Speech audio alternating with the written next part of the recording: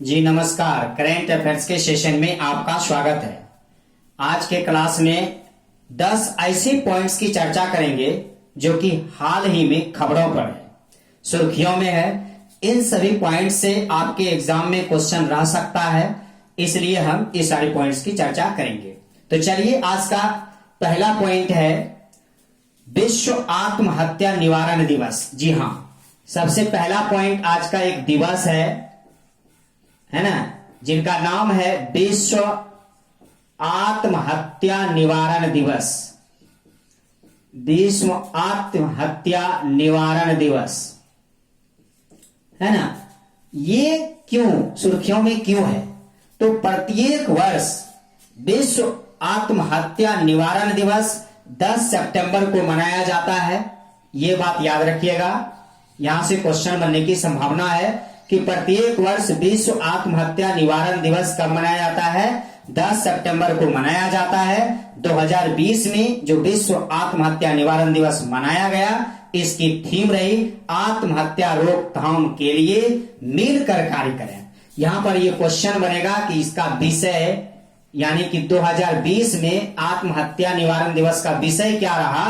तो आप कहेंगे आत्महत्या रोकथाम के लिए मिलकर कार्य करें। क्या हो गया? आत्महत्या रोकथाम के लिए, आत्महत्या रोकथाम के लिए है ना, मिलकर कार्य करें, है ना, मिलकर कार्य करें। क्लियर है? क्या कैसे करें? तो आत्महत्या रोकथाम के लिए क्या करें? मिलकर कार्य करें। यह 2020 की थीम रही, जो कि 10 सितंबर को मनाया गया विश्व आत्महत्या निवारण दिवस। क्लियर है? सेकंड जो पॉइंट्स है, मोस्ट इंपॉर्टेंट पॉइंट है, और ये पॉइंट है हाइपरसोनिक प्रौद्योगिकी प्रदर्शन यान।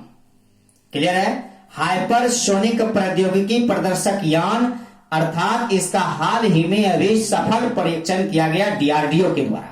यानी इस शॉर्ट में यदि हम ये कहें HSTV, है ना, हाइपरसोनिक टेक्नोलॉजी व्हीकल, है ना, HSTDV, ये होता है इसका पूरा, यानी हाइपरसोनिक टेक्नोलॉजी डेमोन्स्ट्रेशन व्हीकल। कहने का मतलब है कि हाइपरसोनिक प्रौद्योगिकी प्रदर्शक यान अभी हाल ही में डीआरडीओ के द्वारा सफल परीक्षण किया गया 7 सितंबर 2020 को। कहां से किया गया? ये जो है हाइपरसोनिक प्रौद्योगिकी सफल प्रदर्शक यान, जो सफल परीक्षण किया गया किसके द्वारा मेरे भाई? डीआरडीओ के द्वारा किया गया। नहीं, हाइपरसोनिक सफल परीक्षक यान। क्लियर है? क्या नाम है इसका? हाइपरसोनिक प्रौद्योगिकी प्रदर्शक यान। हिंदी में कहेंगे तब हाइपरसोनिक, है ना, प्रौद्योगिकी, है ना, प्रौद्योगिकी प्रदर्शक यान। नहीं, यदि यहां ये कहें तो हाइपरसोनिक टेक्नोलॉजी डेमोन्स्ट्रेशन व्हीकल, यानी हाइपरसोनिक प्रौद्योगिकी प्रदर्शक यान, जिन्हें हाल ही में सफल परीक्षण किया गया, जो है डीआरडीओ के द्वारा 7 सितंबर 2020 को। तो यहां पर क्वेश्चन बनेगा कि किसने सफल परीक्षण किया? तो डीआरडीओ ने किया। और कहां से किया? तो व्हीलर द्वीप से किया। व्हीलर द्वीप, है ना, व्हीलर द्वीप जो कहां पड़ता है? उड़ीसा में, जिनका नाम बदलकर एपीजे अब्दुल कलाम द्वीप कर दिया गया, और वहीं से इसका सफल परीक्षण किया गया। कहां से? व्हीलर द्वीप से। किसका किया गया? हाइपरसोनिक प्रौद्योगिकी प्रदर्शक यान, जिनका हाल ही में सफल परीक्षण किया गया। क्लियर है? यह जो सफल परीक्षण किया गया, इसके साथ भारत चौथे स्थान पर चला गया। इसके पहले अमेरिका ने यह परीक्षण कर चुके हैं, अमेरिका के द्वारा, रूस के द्वारा और चीन के द्वारा। यानी अमेरिका, रूस और चीन के बाद, यानी इस तरह का सफल परीक्षण करने वाला अमेरिका, रूस और चीन के बाद भारत चौथे नंबर पर आ गया। किस नंबर पर आ गया? भारत चौथे नंबर पर आ गया। यानी पहला परीक्षण अमेरिका के द्वारा, फिर रूस के द्वारा, फिर चीन के द्वारा, और चौथा भारत के द्वारा, जो कि इस तरह का सफल परीक्षण किया गया। यानी हाइपरसोनिक प्रौद्योगिकी प्रदर्शक यान HSTDV, अर्थात hypersonic technology demonstrative vehicle. Clear है? इसका सफल परीक्षण जब इंडिया ने किया सितंबर 2020 में इंडिया का स्थान हुआ चौथा। क्लियर है। बात करते हैं नेक्स्ट पॉइंट का। नेक्स्ट पॉइंट है one nation one card. One nation one ration card योजना तो आपने सुना होगा। One nation one ration card योजना, राशन कार्ड योजना, ध्यान से देखिएगा।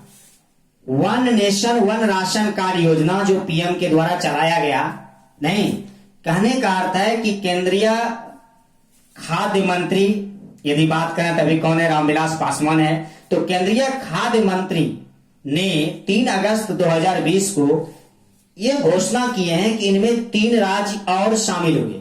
कौन कौन हुए? जम्मू एंड कश्मीर, नागालैंड, मणिपुर, उत्तराखंड, 4 गो राज्य शामिल हुआ था इसमें। जम्मू एंड कश्मीर, नागालैंड, मणिपुर, है ना, और उत्तराखंड। क्लियर है? क्या क्या? जम्मू कश्मीर, नागालैंड, मणिपुर और उत्तराखंड, यानी 4 राज्य और इसमें शामिल हुए। किसमें? One nation one ration card योजना में। और इस तरह से टोटल 24 स्टेट और क्या यूटीज हो गया, यानी केंद्र शासित प्रदेश और स्टेट सबको मिला दिया जाए तो टोटल 24 ऐसे हुए जो one nation one ration card योजना में शामिल हुए। यदि केंद्र शासित प्रदेश की बात करें, केंद्र शासित प्रदेश में दादर नगर हवेली और दमन द्वीप ये शामिल हैं। बाकी केंद्र शासित प्रदेश शामिल इसमें अभी नहीं हुए हैं। यदि राज्य की बात करें तो इसमें तमिलनाडु, पश्चिम बंगाल, मेघालय, अरुणाचल प्रदेश, छत्तीसगढ़ ये सभी अभी इसमें शामिल नहीं हुए हैं। लेकिन उम्मीद है कि सारे राज्य जो है one nation one ration card को फॉलो करेगा। क्लियर है? अभी तक टोटल कितना शामिल हो चुके हैं? तो 24। क्वेश्चन यहां पर यह बनेगा, one nation one ration card योजना अभी हाल ही में केंद्रीय खाद्य मंत्री रामविलास पासवान के द्वारा 3 अगस्त 2020 को जो घोषणा किया गया था, उनमें कौन कौन राज्य शामिल हैं? तो आप कहेंगे जम्मू कश्मीर, नागालैंड, मणिपुर, उत्तराखंड ये जो है शामिल हैं, जो है अभी हाल ही में। और टोटल जो है कितना हो गया? 24 हो गया, जिसमें तमिलनाडु, पश्चिम बंगाल, अरुणाचल प्रदेश, छत्तीसगढ़ इसमें शामिल नहीं है। क्लियर है? चलिए समझते हैं पॉइंट नंबर 4।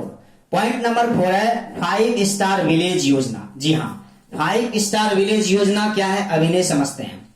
5 स्टार विलेज योजना, 5 स्टार विलेज योजना क्या है अभी नहीं समझते हैं। देखिए आसान है, 5 स्टार विलेज योजना, ठीक है। अर्थात यह जो योजना है यह डाक विभाग के द्वारा शुरू की गई है। इसका सीधा संबंध बनेगा डाक विभाग के द्वारा। डाक विभाग, क्वेश्चन यहां पर यह बनेगा कि 5 स्टार विलेज योजना किसके द्वारा प्रारंभ किया गया है? तो आप कहेंगे कि डाक विभाग के द्वारा 5 स्टार विलेज योजना को शुरुआत की गई है। यह जो योजना है सर्वप्रथम महाराष्ट्र में शुरू किया गया है। कहां? याद रखिएगा, सबसे पहले महाराष्ट्र में शुरू की जाएगी, ऐसा इसमें बताया गया था कि डाक विभाग के द्वारा जो 5 स्टार विलेज योजना चलाया जा रहा है सर्वप्रथम महाराष्ट्र में। क्लियर हुआ? कहां? महाराष्ट्र में। अभी हमने तुरंत पढ़ा one nation one ration card योजना में 4 राज्य की घोषणा अभी हाल ही में केंद्रीय खाद्य मंत्री रामविलास पासवान के द्वारा अगस्त 2020 में किया गया, जिनमें कौन कौन है? जम्मू एंड कश्मीर है, नागालैंड है, मणिपुर है, उत्तराखंड है, और सब मिलाकर के 24 राज्य और केंद्र शासित प्रदेश हो गए हैं जो कि one nation one ration card योजना को फॉलो कर रहे हैं। क्लियर है? अब आते हैं इसमें हाइपरसोनिक प्रौद्योगिकी प्रदर्शक यान, जिसका सफल परीक्षण 7 सितंबर 2020 को डीआरडीओ ने किया व्हीलर द्वीप से, है ना। तो ये जो सफल किया, तो ये सफल करने वाले भारत चौथा स्थान प्राप्त किया। इसके पहले अमेरिका, रूस और चीन कर चुके हैं। क्लियर है? और सबसे पहला विश्व आत्महत्या निवारण दिवस 10 सितंबर को मनाया जाता है और इस वर्ष की थीम रही आत्महत्या रोकथाम के लिए मिलकर कार्य करें। क्लियर हुआ? चलिए समझते हैं आज का पॉइंट नंबर 5। पॉइंट नंबर 5 में आपका है वैश्विक आर्थिक स्वतंत्रता सूचकांक 2020। ध्यान दीजिएगा, वैश्विक आर्थिक वैश्विक आर्थिक स्वतंत्रता सूचकांक है ना 2020, ये रैंक जारी हो चुकी है वैश्विक आर्थिक स्वतंत्रता सूचकांक, जिसमें शीर्ष पर है हांगकांग। कौन है शीर्ष पर है? हांगकांग है ना। सिंगापुर दूसरे स्थान पर है, पर उतना याद नहीं रखना है, याद रखना है कि हांगकांग सबसे शीर्ष पर है। और हमारा जो इंडिया है, भारत का स्थान केवां है? तो कहिएगा 105वां है, और इसका स्थान पिछले साल 79वां था। 26 स्थान ये नीचे चला गया है ना, और 105वां स्थान इनको प्राप्त हुआ इंडिया को। यानी वैश्विक आर्थिक स्वतंत्रता सूचकांक 2020 जारी की गई, इसमें शीर्ष स्थान पर रहा हांगकांग और भारत रहा 105वें नंबर पर, और पिछले साल रहा था 79वें स्थान पर। क्लियर हुआ? 79वें स्थान पर। अब हम बात करते हैं नेक्स्ट पॉइंट का। नेक्स्ट पॉइंट है 6 नंबर, यानी प्रधानमंत्री मत्स्य संपदा योजना। ध्यान दीजिएगा, प्रधानमंत्री मत्स्य संपदा योजना। प्रधानमंत्री मत्स्य संपदा योजना का संबंध किससे है?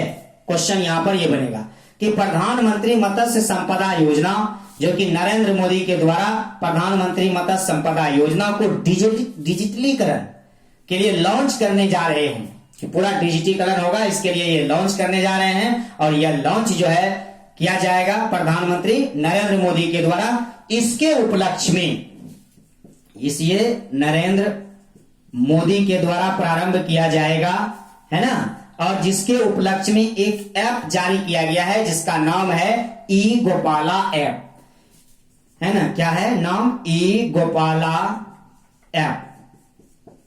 याद रखिएगा कि प्रधानमंत्री मत्स्य संपदा योजना अभी हाल ही में प्रधानमंत्री नरेंद्र मोदी के द्वारा इसके डिजिटलीकरण को लॉन्च करने जा रहे हैं प्रधानमंत्री नरेंद्र मोदी। इसके उपलक्ष्य में एक ऐप जारी किया गया है, जिसका नाम है ई गोपाला ऐप। क्या नाम है? ई गोपाला ऐप। क्लियर है? अब हम बात करते हैं पॉइंट नंबर 7, यानी नेक्स्ट नंबर पॉइंट का। शिल्प मेला का नाम सुने होंगे आप, हुनर हाट, है ना। हुनर हाट शिल्प मेला, है ना। हुनर हाट शिल्प मेला, जिसका आयोजन यूपी के प्रयागराज में होता है। नहीं, हुनर हाट यानी यूपी के प्रयागराज में अक्टूबर में इस मेले का आयोजन होना है। फिर से इस मेले का आयोजन का शुरुआत किया जाना है। कहां किया जाना है? तो याद रखिएगा, यूपी के प्रयागराज में। यूपी के प्रयागराज में इसे प्रारंभ किया जा रहा है हुनर हाट मेला। हुनर हाट शिल्प मेला का आयोजन यूपी के प्रयागराज में किया जा रहा है। क्लियर हुआ? क्या? यूपी के प्रयागराज में किया जा रहा है हुनर हाट शिल्प मेला का आयोजन, यानी फिर से इसे प्रारंभ करने की घोषणा की गई है। और इस वर्ष 2020 में जो हुनर हाट मेला का आयोजन यूपी के प्रयागराज में होगा, इसके लिए विषय रखा गया है लोकल टू ग्लोबल, है ना। क्या रखा गया है इसका विषय यानी थीम, है ना? Local to global, local to global, है ना। लोकल टू ग्लोबल इस जगह जो है विषय रखा गया है। क्लियर हुआ? तो याद रखिएगा कि इस मेला का फिर से आयोजन करने का फैसला लिया गया है यूपी के प्रयागराज में हुनर हाट शिल्प मेला का आयोजन, जिसका विषय रखा गया है लोकल टू ग्लोबल। क्लियर हुआ? क्या रखा गया है? लोकल टू ग्लोबल रखा गया है। हमेशा ध्यान में रखिएगा, क्योंकि ये क्वेश्चन एग्जाम में बनेगा, क्योंकि इसे फिर से प्रारंभ किया गया है। क्लियर हुआ? अब हम बात करते हैं नेक्स्ट पॉइंट का। नेक्स्ट पॉइंट है आपका पुरुषोत्तम। देखिए, पुरुषोत्तम राय, जिन्हें आप पहचानते होंगे, नाम सुने होंगे, पुरुषोत्तम राय। ये पुरुषोत्तम राय, जिसे 2020 में राष्ट्रीय खेल पुरस्कार के लिए चुना गया था, जिनमें द्रोणाचार्य पुरस्कार जो है उन्हें दिया गया था। राष्ट्रीय खेल पुरस्कार की यदि बात करें, हम आपको राष्ट्रीय खेल पुरस्कार की पूरी डिटेल में क्लास दे चुके हैं। यदि आप नहीं देखे हैं तो लिंक डिस्क्रिप्शन में दिया हुआ है, वहां से जाकर राष्ट्रीय खेल पुरस्कार देख लें, आपके एग्जाम के लिए बहुत इंपॉर्टेंट है। तो राष्ट्रीय खेल पुरस्कार का ही एक पार्ट है द्रोणाचार्य पुरस्कार। तो वही बात कर रहा हूं मैं, पुरुषोत्तम राय, जिन्हें इस वर्ष यानी 2020 में लाइफ टाइम कैटेगरी में द्रोणाचार्य पुरस्कार अवार्ड देने की घोषणा किया गया था, इनके लिए इन्हें चुना गया था, लेकिन इनका निधन हो गया है अभी हाल ही में। ये इनका निधन हो गया। अब इनका संबंध है एक एथलेटिक्स के प्रसिद्ध कोच थे, एथलेटिक्स के प्रसिद्ध कोच थे ये, नहीं, एथलेटिक्स के क्या थे, प्रसिद्ध कोच थे, और इन्हें लाइफ टाइम कैटेगरी में द्रोणाचार्य अवार्ड जो है देने की घोषणा किया गया है।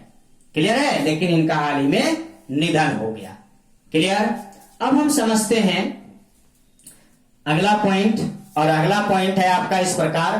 ओपन का नाम आपने सुना होगा, ओपन का नाम सुना होगा कि चार्टू ओपन होता है सबसे पहले, जिसमें ऑस्ट्रेलियन होता है, उसमें से क्वेश्चंस एग्जाम में बनता है ना। एकदम ध्यान से देखिएगा।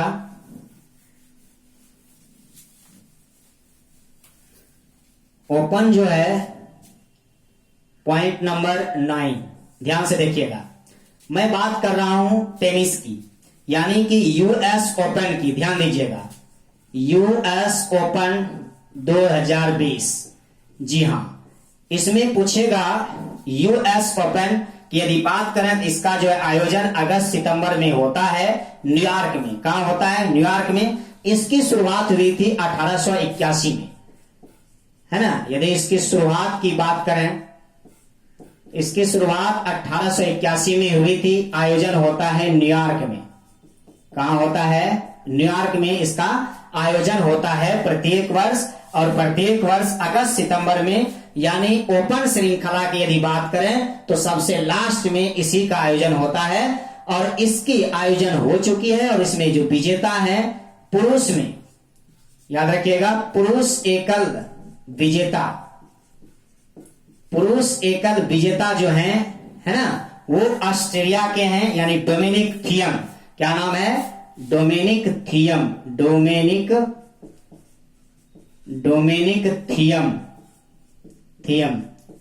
थियम। ये रहने वाले हैं ऑस्ट्रेलिया के, है ना। ऑस्ट्रिया, जिसकी राजधानी होता है वियना। ऑस्ट्रेलिया नहीं, ऑस्ट्रिया कहिएगा। क्लियर है।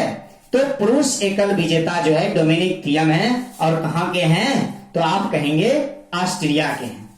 क्लियर है। कहां के हैं? तो आप कहेंगे ऑस्ट्रिया के हैं। अब हम बात करते हैं कि महिला ओपन में किसने जीती, इन्हें समझिए।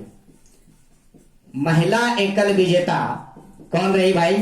महिला एकल विजेता रही नाओमी ओसाका।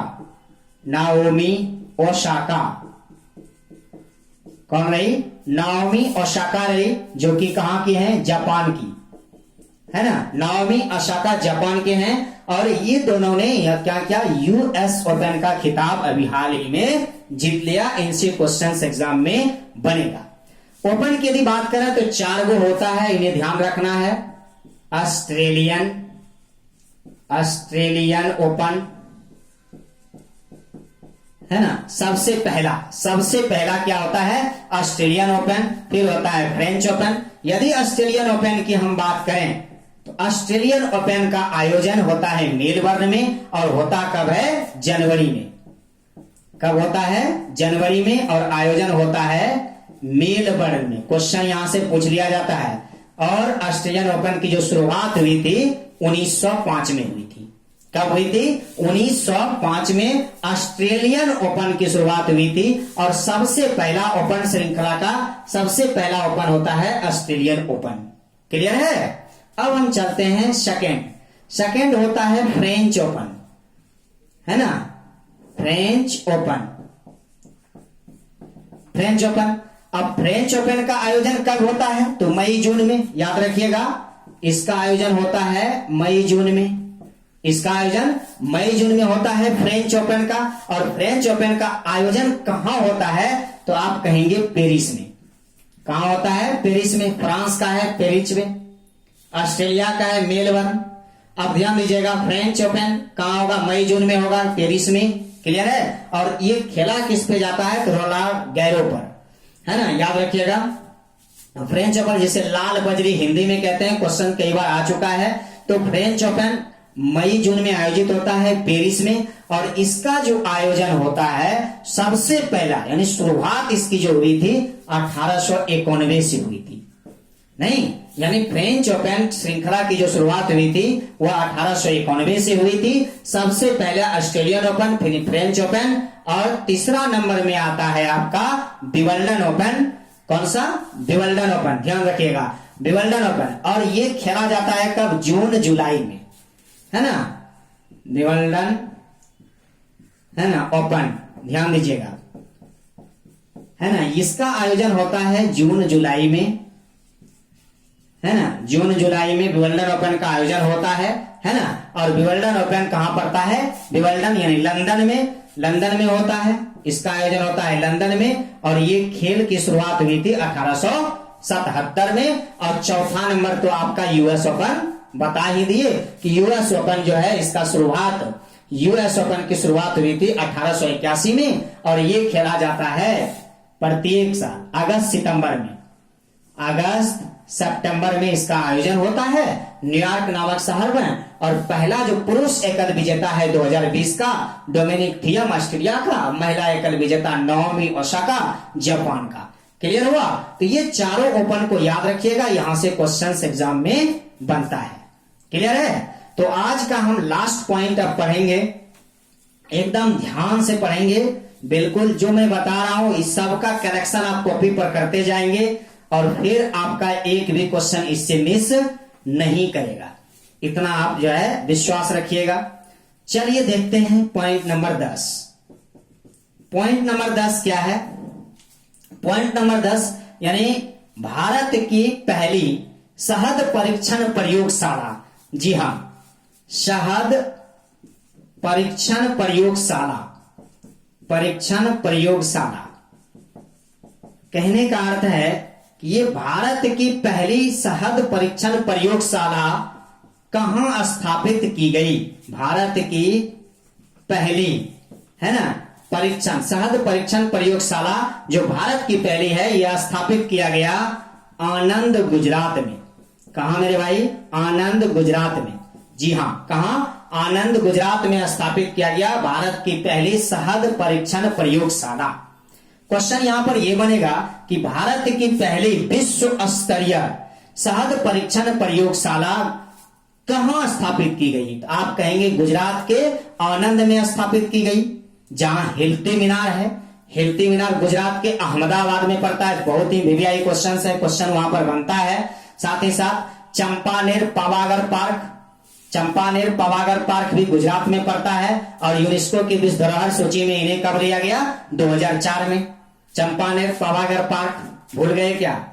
याद है ना? Champaner Pavagadh park, Pavagadh park, Pavagadh park ये भी गुजरात में पड़ता है। 2004 में इसे यूनेस्को की विश्व धरोहर सूची में शामिल किया गया है। साथ ही साथ रानी की वाव, जिसे 2014 में रानी की वाव, रानी की वाव, ये सब क्वेश्चंस बहुत हाईलाइटेड है। 2014 में, है ना, यूनेस्को की विश्व धरोहर सूची में शामिल किया गया, जो कहां पड़ता है भाई? पाटन, गुजरात में पड़ता है रानी की वाव।